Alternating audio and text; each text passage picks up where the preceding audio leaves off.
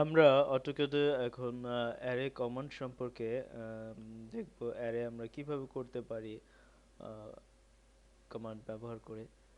একটি অবজেক্টকে আমরা অ্যারে কমান্ডের সাহায্যে কলাম এবং রো দুইভাবে রেক্টেঙ্গুলার অ্যারে তৈরি করতে পারবো।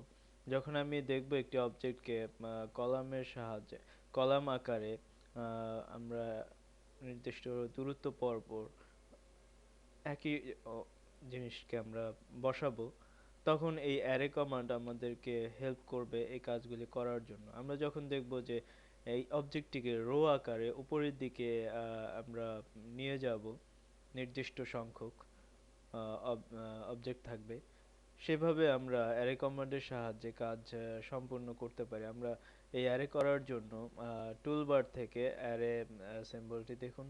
এই অ্যারেতে ক্লিক করলে একটি বক্স আসবে, ডায়ালগ বক্স, রেক্ট্যাঙ্গুলার অ্যারে। আমরা যদি মনে করি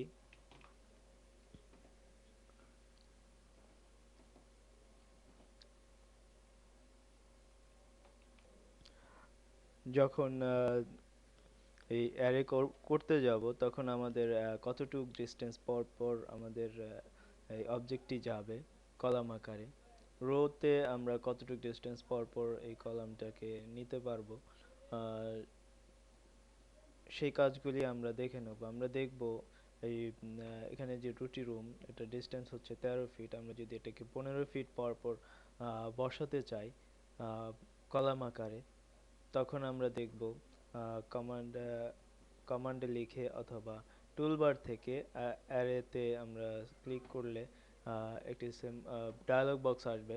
এই ডায়ালগ বক্সে আমরা যখন রো যদি বলি এখানে 6টা, কলাম যদি বলি আমরা এখানে 5, এবং রো অফসেট আমরা যদি দেই 15 ফিট, যেহেতু ডিস্টেন্স আছে 13 ফিট, আরও 2 ফিট ডিস্টেন্স বেশি রেখে প্রতিটা রুম থেকে রুমের দূরত্ব থাকবে 15 ফিট।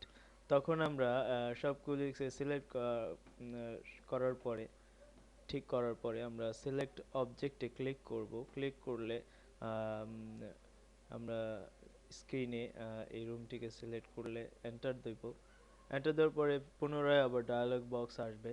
ডায়ালগ বক্সে আপনার প্রিভিউতে দেখা যাচ্ছে কিভাবে এই অবজেক্টগুলি বসবে। আমরা যদি প্রিভিউ দেখতে চাই, তখন দেখা যাবে প্রিভিউ এসেছে। যখন মডিফাই অথবা অ্যাকসেপ্ট, যদি আমি অ্যাকসেপ্ট করি, তখন আমরা চিত্রটিকে দেখব এই রকম। অর্থাৎ অ্যারে কমান্ডের সাহায্যে একটি অবজেক্টকে আমরা এভাবে অনেকগুলো পর্যায়ে নিয়ে যেতে পারি।